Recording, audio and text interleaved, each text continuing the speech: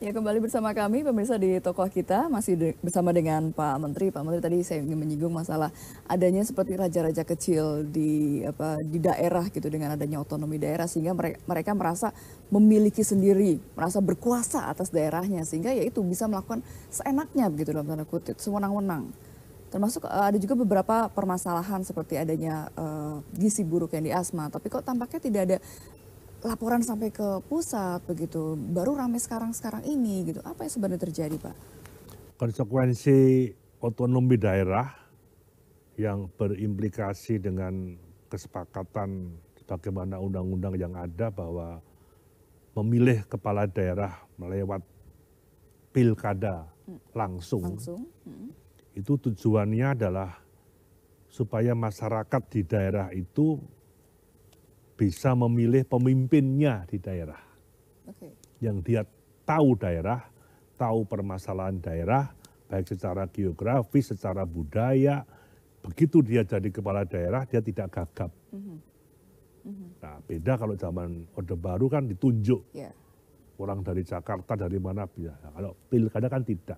Itulah intinya di situ. Nah, dari konteks ini kadang-kadang ada beberapa saja kecil ya, yang seolah-olah saya dipilih oleh rakyat di daerah saya kok.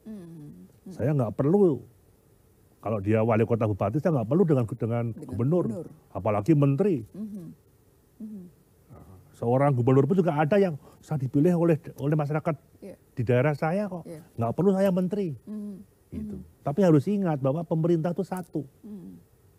Ada pusat, Bapak Presiden dan Wakil yang dipilih oleh rakyat juga, dengan konstruksi pemerintahan, kementerian dan lembaga, sampai ke tingkat desa itu tegak lurus. Walaupun proses pemilihannya, proses janji kampanye pilkadanya, proses skala prioritas program kerjanya, yang penting pusat memastikan bahwa programnya pusat, kalau sekarang eranya Pak Jokowi, Pak Yusuf Kalla, Nawacita itu harus berjalan lancar di daerah. Tapi juga janji seorang gubernur, janji seorang bupati wali kota juga menjadi skala prioritas di daerah. Nah, dalam konteks tadi Mbak tanya masalah Asmat, ya, saya kira seorang kepala daerah harus cepat dan tanggap terhadap kondisi masyarakat di daerahnya. Mana yang kurang air, mana yang kering, mana yang ada potensi penyakit. Dia harus tahu. Koordinasi itu, makanya koordinasi itu namanya pemerintah daerah bukan hanya gubernur, bupati, wali kota, tidak. Ada TNI-nya, ada kepolisiannya, ada kejaksaannya, ada tokoh masyarakat, tokoh agama, tokoh adat, dilibatkan sampai ke tingkat desa.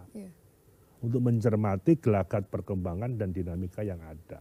Nah, kalau masalah di Asmat, kemarin Bapak Presiden begitu perhatian penuh, tengah malam mengundang kita rapat.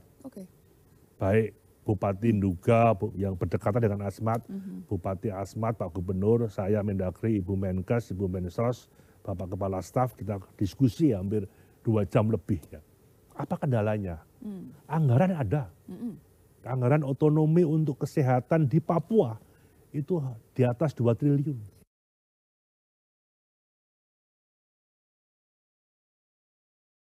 Biaya kesehatan untuk 1 orang masyarakat di Jawa dibuat rata-rata 2 juta. Kalau di Papua itu rata-rata 20 juta. Bisa 10 kali lipatnya. Tapi kan problem geografis, problem budaya, problem adat, kesadaran untuk mau diimunisasi aja belum tentu mau. Padahal usaha-usaha daerah ada. Karena evaluasi anggaran tahunan itu dari saya. Saya harus teken Mendagri. Memprioritaskan masalah pendidikan, yang kedua masalah kesehatan, yang ketiga masalah sanitasi. Itu prinsip harus. Bagaimana airnya, bagaimana perumahannya, kesehatannya, sarana pendidikan itu harus. Lah kayak di Asmat itu, yang sebelumnya Nduga itu karena kesulitan tadi. perlu mau pendekatan. direlokasi, mereka nggak mau. Iya. Mereka nggak mau. Padahal Sudah dari usul kecilnya Bapak di Presiden, sana. udahlah anggaran berapa, Mm-mm. Mm-mm. bisa nggak dikumpulkan? Mm-mm. Nggak bisa nyebar. Mereka punya hak wilayah, punya tanah di hutan, Iya. punya komunikasi yang itulah yang disampaikan oleh Pak Bupati, oleh Pak Gubernur. Tapi usaha pemerintah untuk meningkatkan kesehatan, iya, puskesmasnya ada. Memang dokternya kan jarang, yang dokter orang Papua sana kan jarang. Lah itu aja. Listrik juga jadi kendala. Iya. Untuk masuk di daerah di Asmat itu yang sampai ujung distrik lah saya. Paling masyarakat paling ujung itu bisa 6-7 jam naik perahu kok. Iya. Gitu loh.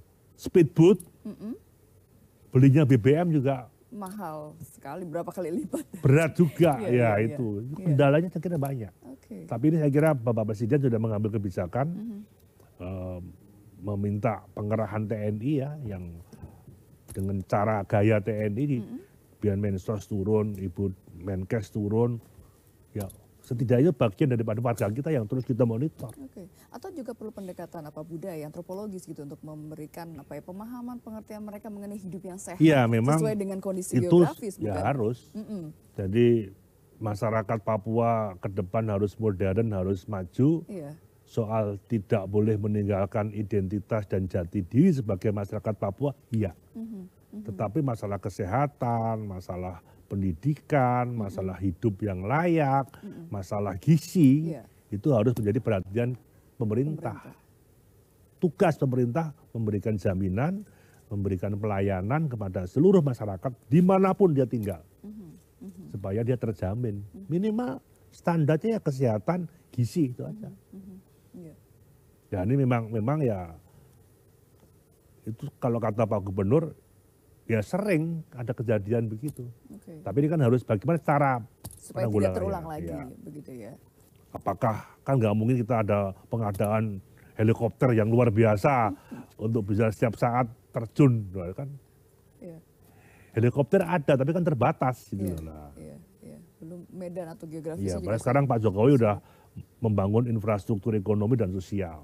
Setiap kecamatan memastikan harus ada sekolah, ada puskesmas, ada air, ada jalan, ada penerangan, supaya kalau ada makanan mudah memasok.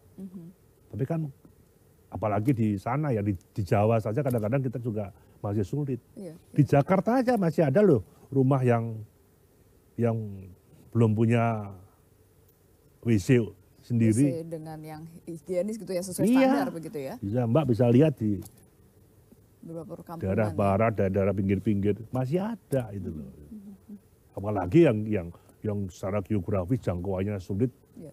itu. Ya itu tantangan kita. Tantangan ya. Jadi Pak Jokowi memulai membangun dari pinggiran, ya intinya tadi dengan konsep nawacita beliau, perencanaan program pembangunan semesta jangka panjang Iya. dari pinggiran, jangan sampai masyarakat yang di pinggir-pinggir di desa-desa itu tercecer. Iya. Maka bantuan desa banyak supaya menggerakkan masyarakat yang ada di daerah, kepala Perbatasan. daerahnya menggerakkan dan mengorganisir masyarakat untuk sadar diri, sadar hidup yang sehat, merasa peduli sampai di tingkat perbatasan. Itu Karena mungkin intinya. yang di perbatasan sering merasa tidak menjadi bagian dari Oh, Indonesia. sekarang kalau Mbak ke perbatasan Iya. sudah 1000% lebih bagus dari negara tetangga. Wow. Dalam 2 tahun Pak Jokowi Mengejar itu. memperbaiki. Ya. Jadi lagu dari Sabang sampai Merauke, berjajar pulau-pulau, sambung menyambung menjadi satu, itulah Indonesia sekarang ini terwujud. Bandaranya ada, mulai dari Sabang sampai Merauke, lewat Natuna, lewat pulau-pulau terluar, di Muratara, di Kaltim, di Sanggirta Laut, berdekatan dengan Palau, sampai ke Belu, sampai ke Atambua, sampai ke Skor di Papua Nugini, sampai ke Merauke, ada bandaranya. Kemudian kalau yang di pulau-pulau kecil, kapalnya ada. Itu aja. Nah, tinggal bagaimana infrastruktur sosialnya dikembangkan, Iya. pertaniannya ditumbuhkan, bagaimana swadaya masyarakatnya ada apa, kerajinan masyarakatnya ada apa, sumber daya alam di daerahnya apa, tanpa meninggalkan budaya dan adat istiadat yang ada. Karena ini potensi pariwisata sangat penting, harus berkaitan dengan masalah adat. Baik.